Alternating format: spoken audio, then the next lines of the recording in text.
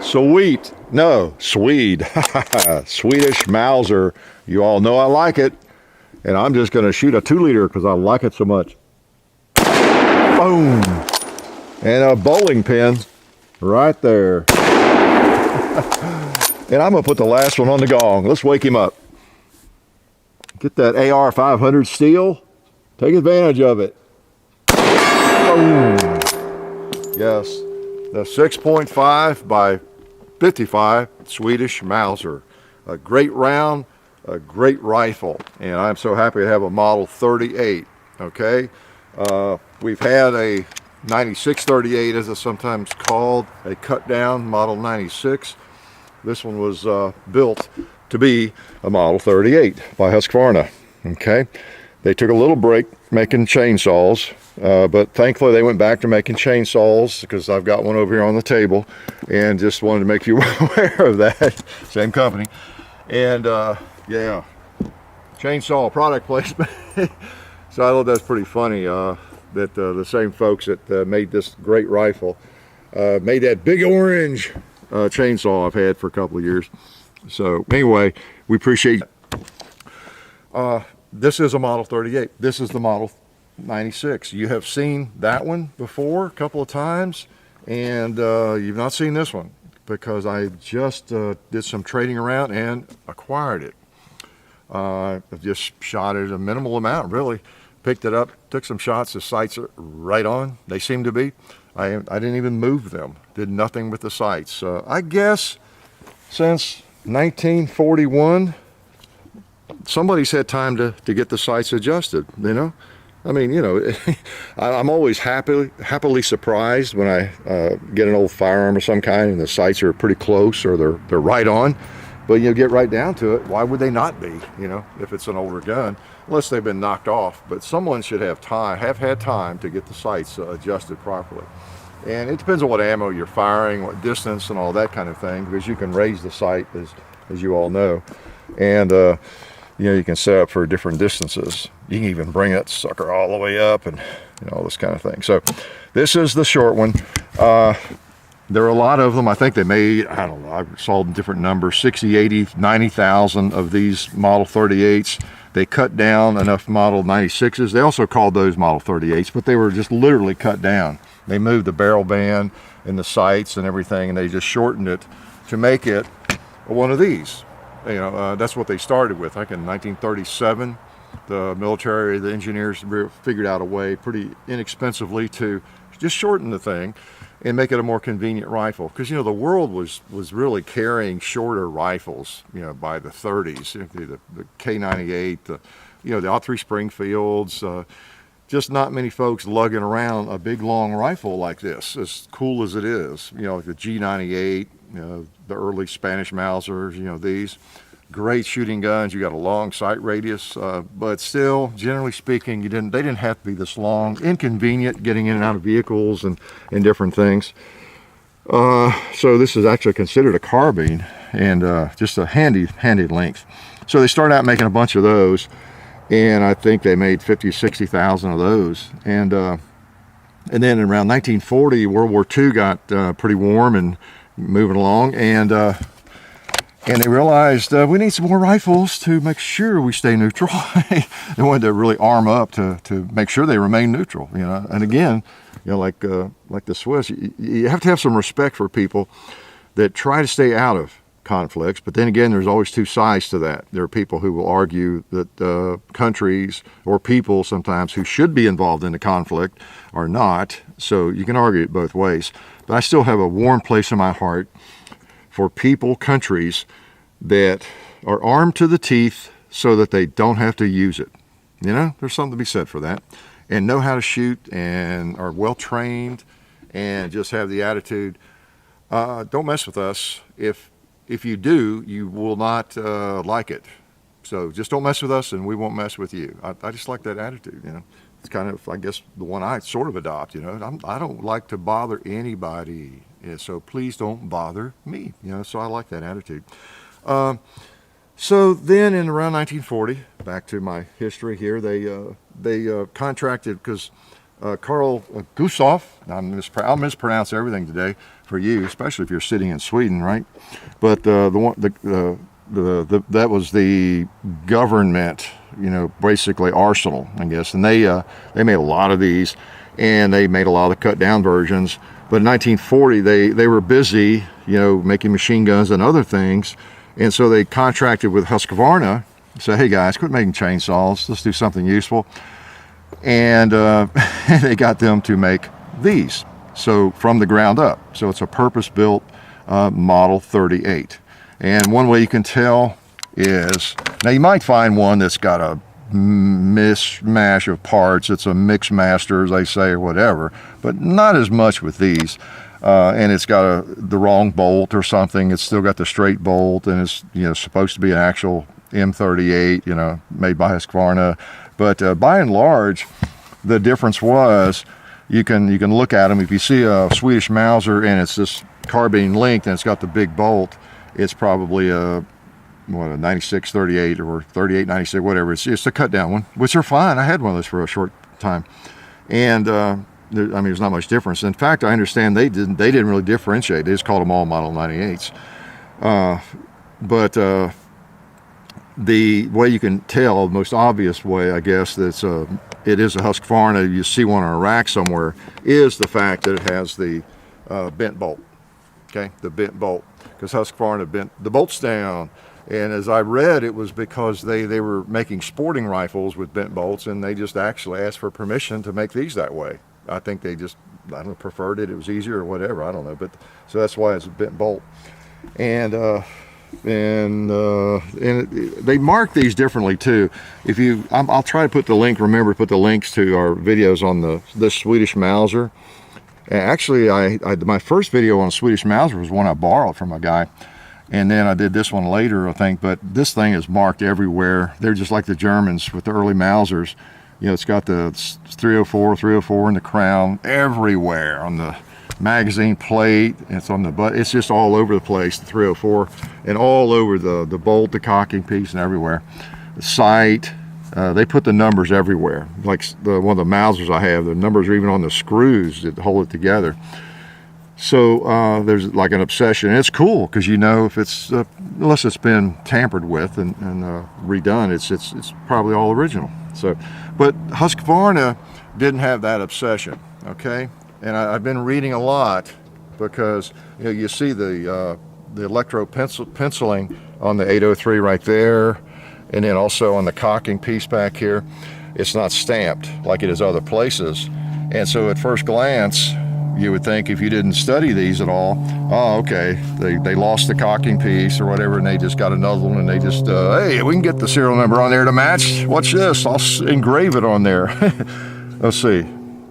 Yeah, I didn't see it right there. But I read that the pieces that had the stamped serial number on them are all correct on this particular rifle.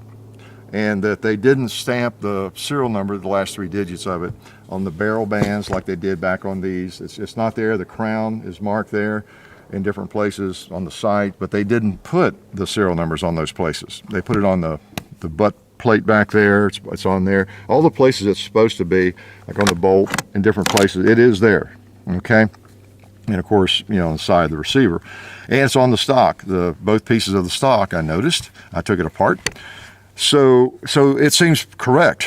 It does. It's got the crown markings where they're supposed to be. And it's interesting, the Carl Gustav crown markings are horizontal. Just you look at them like you'd expect. But everywhere on the Husqvarnas, the crowns, I don't know if I can turn this around so you can tell. She's not loaded. You saw me empty it, but they're tilted. Everywhere you see them, they're just tilted slightly, whether it's on the magazine follower, the barrel bands, the barrel, just anywhere. So it's interesting while you're up here. Notice on the sight, you got the numbers of the height of the sight and everything. They did that if the gun had been tested with the new M41 ammo, I read. And so you got the height of the sight markings. And they were sticklers for accuracy and making good ammo and accurate rifles. And that's why these are desirable rifles, all these Swedish Mausers, by and large. Great round, I like it. And and the rifles, you know. I mean, this thing is a jewel. This really is, and so is this one, but this one is especially one of my prized rifles. I just love to shoot it. Feels great. And if you've never had one, you might want to get one sometime if you like these sorts of rifles, because it's a great round to shoot. It's I've bragged on it before. It has great ballistics, sectional density and ballistic coefficient for hunters. Been used around the world for over 100 years, effectively on all game, even big game, or even some really big game. Obviously shot placement's important, but it has that sectional density, that long bullet that just gets the job done, and is very accurate, has a flat trajectory. Guess what it's much like? The round that is taking the world by storm these days. The Creedmoor, the 6.5 Creedmoor. This is kind of the early 6.5 Creedmoor, okay? The Swedish Mauser round. And I just discovered it years ago, and I really like it. So anyway, that's what this rifle is. Husqvarna made a bunch of them between, I think, 41 and 44. And it's a dream gun. The little disc, while we're looking at it here, tells you, I mean, again, they were sticklers for everything. When they refurbished these things, they went back to the arsenal, they would test them, and they measured the bore and everything. This is torp. The torp was the overslog. Told you how high you need to hold the sights over the target at 100 meters. It's got a 1 there, so I think 10 centimeters over the target at 100 meters is supposed to put it on. And it gives you the condition of the bore. This one has a 1, which means it's in really good condition. If they were not in pretty good condition, they just replace them or toss them out. Gives you the diameter of the barrel, the grooves, the land. I mean, you just look at the disc there, and they have it upside down, so oh, hey, I missed that target. Is it because my bore is too big? No, it's okay. So you could blame it on the bore diameter or something. But anyway, they're just an interesting study. I'm going to shoot the thing. They take the same clips that like an 03 Springfield does, or even my Model 70 Winchester. Pretty cool. So that's good Federal stuff. All right. Let's put some ears on these ears, and let's shoot. Okay, you got your 3-position safety. If it's up, it won't fire, but the bolt will operate. You could unload it, whatever, put it over there, and you block everything up. Cocking piece right there. And about a pot sitting down there. He needs to be shot. Whoa, little pot smoking. Bowling pin. Another pot.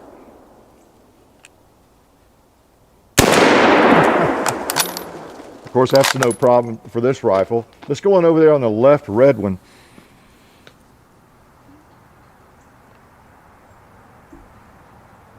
Oh man, feels good.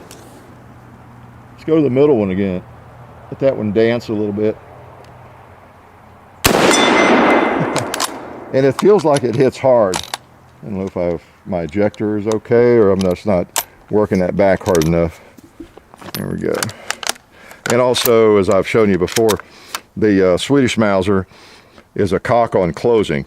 So once it gets to there, you have to push it a little bit. Not much, but you got to push it to cock it.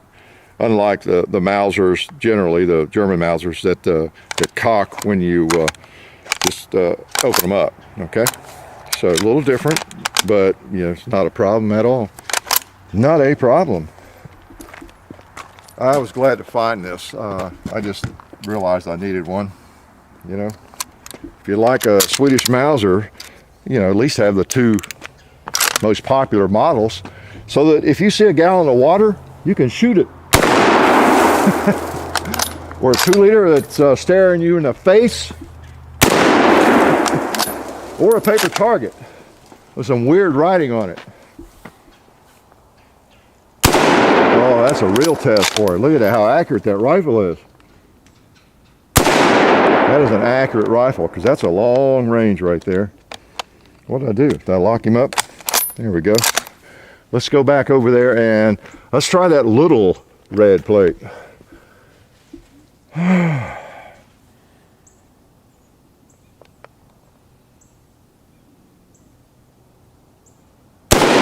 Oh, I missed it. How did I do that? I know I don't have my rubber butt pad on. You don't mind if I put it on, do you? I wanted you to see it before I did that. See, it's got the serial number on that too. That's pretty interesting. And, oh man, if you like bolt guns, you definitely would like one of these. They're just jewels, crown jewel. So this one's, been back to the arsenal, as all these are. There's plenty of years to go back and be looked at, and if anything needed to be fixed on it or anything. They did thread the barrels on some of them, I read, I think it was in the 50s, so that they could use them for training, as well as issue them to troops, for regular duty. But there's I have one somewhere. I couldn't find it. I've had it for years. And if I need to, before we do a chapter 2 on this, I will buy another one, because I want to show you how it works. I even have some wooden blanks somewhere, okay? Someone gave me. And you screw it on there, and it keeps those wooden blanks from actually hurting anybody, because it shreds them. It's a shredder, basically. And it screws on there. I think it kind of clips over the sight, maybe. Forget. I've got it somewhere packed away where I'd know how to find it, right? You've ever done that before? So this one has had that done to it. No weird markings or anything. I took the barrel out. It's got the tilted crown mark on it. Does not have a serial number that I could find on it anywhere. And I read that they didn't have all of them marked. They became less obsessive about that as the years went on, about getting the a serial number on everything, even the barrels on some of them I read. Hear that gunfire in the distance? Don't you love it when your neighbors are out shooting too? It's a wonderful neighborhood if that happens. What else about it that you're dying to know about? Did I have that sight back? I didn't. Maybe that's why I missed that. I had it up there, I guess. Okay. I need it all the way down. I guess it wasn't all the way down. So anyway, I've got a little excuse there. One thing that's cool about this, they didn't put the serial number, we're clear, on the cleaning rods either. Some of these they did in early years. One thing I like about this one, you get these old rifles and the cleaning rod's shredded, but it's not really working. It's just kind of stuffed in there, jammed in there. But on this one, it's literally threaded, and you can just feel the precision once you get it unthreaded. She comes out. Well, we get it unthreaded. There we go. It's very loose. Then you just screw it in. So it's not all bent up. It's in good shape. Some of our friends up at Fort Campbell heard me shooting, so they're flying. They're doing a flyover, and they radioed ahead, said, "Don't shoot up into the air, please." And we wouldn't do that. So these are just precision-made rifles. And again, I think I mentioned that. Wow, we got water back here, didn't we?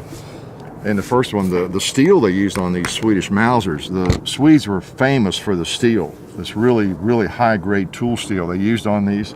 And in fact, the very first Mausers, Swedish Mausers I've read, were made in Germany. And even the ones made in Germany, the Swedes had their steel imported into Germany or exported into Germany to make them. So even those were made with this better, higher grade of steel. And so they're famous for that high grade of tool steel that these are made with. So anyway, I mean, that on top of everything else about them being having a reputation for being really accurate, good shooters, and all that.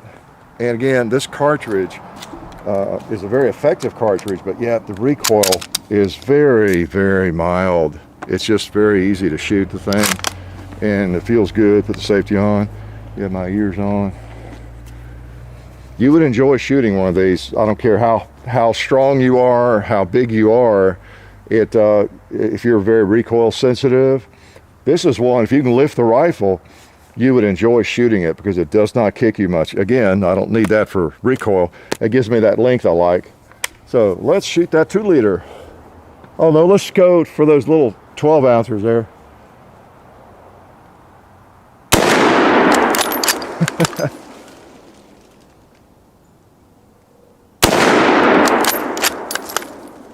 I didn't see a round going. Yeah, I did.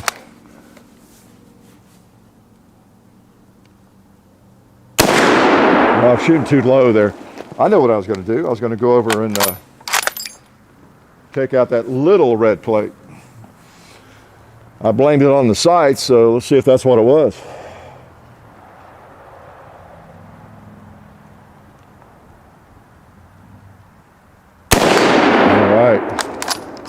I'm just holding right on it.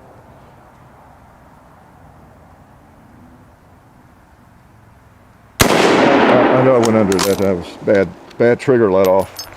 So that's pretty cool knowing the sights are right on. The one where I just hit it was a better trigger break, and it was right on the target when I broke the trigger, and it hit the target. What more can you ask for? Is there anything else I haven't lied to you about with this thing? Obviously you can tell I like it, and there's not a lot negative about it. These were made usually with beech stocks. I think some of the really early Swedish Mausers were walnut.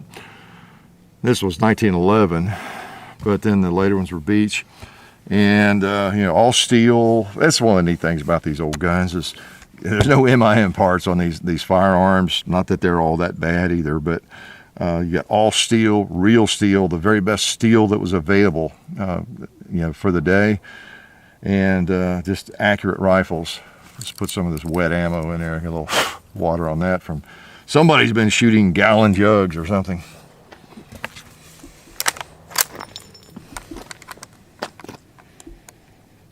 Uh-oh. So I got the right, yeah, didn't feel like it was going in. Okay. That might be a bad clip. No? I don't know what that was about. I didn't have it started right or something. Okay. Well, we've got too many 2-liters looking at us here, don't we? There's a blue one. Kentucky! That's for you. Pink, I don't know who that's for. There we go. Orange for Tennessee. Oh, there's a pot that needs to be smoked. Right there. Yeah, it's a little bit overkill, right? With a 6.5 by 55. It's 7-8 yards. Let's shoot that swinging red one on the left again.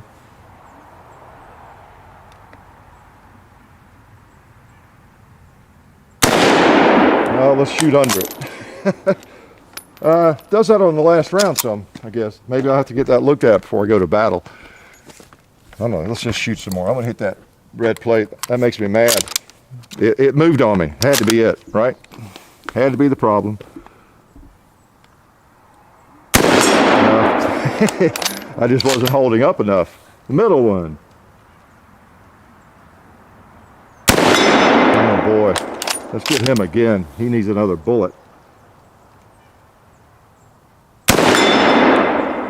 Oh, fun, fun, fun. 2 rounds. Oh, there's a little cinder over there on that barrel. There's still a little.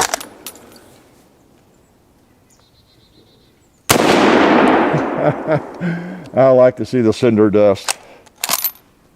So there we go, the last case. Pretty nice.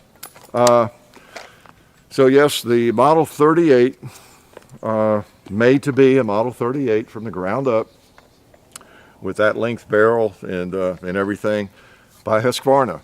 Again, they talked them out of making chainsaws for a while, and they put together some really nice rifles. So think about that next time you're Home Depot or Lowe's or your Ace Hardware or whatever your hardware stores are, and you see some Husqvarna equipment, like leaf blowers, lawn mowers, trimmers.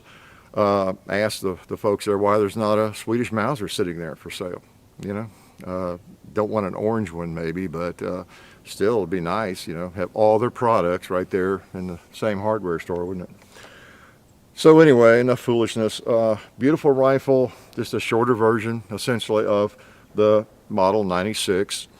So why did I have to talk about it for 20 minutes? Well, I would give you a little bit of the history of it and when it was made and why it was made, and how beautiful they are and how much fun they are to shoot. So if you have any affinity for Mausers of any kind, you would like the Swedish Mauser a great deal. If you're not familiar at all with the cartridge, you're just getting into firearms, or maybe you've been into firearms a long time. I've run into a lot of people, me included, who didn't know about the Swedish Mauser round really until later in life.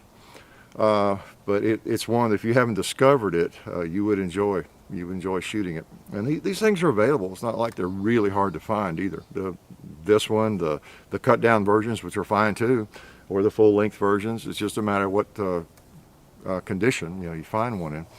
So, and they're usually shootable, because if they're not, they were, unless they've been worn out in the last 10 years, like I say, they checked them, and if the barrel wasn't right, they'd replace it. If it didn't meet their specs for reissue, they would just replace the part if they needed to, whatever. So they kept them in good shooting condition. So anyway, Swedish Mauser model 38.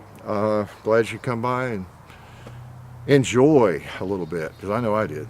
Life is good. Hey Dad, will you throw me another pot? All right, cool. Yeah, I'm just setting up here for another video. Wanted to remind you guys to check out our friends over at SDI, the Sonoran Desert Institute. They are a fully accredited online distance learning program where you get certified in gunsmithing and get an associate's degree in firearms technology. They also accept GI bills. So check them out over at sdi.edu. And also check out our friends at vaultexsafe.com. You've seen the pistol safes on the main shooting table in some of our videos, so check them out if you need one of those. And also go to hickok45.com, and you can find basically everything that you need to know about us. You can see all of our various supporters over there and stay up to date on our Facebook pages and Twitter, Hickok45 on Facebook, The Real Hickok45 at Instagram.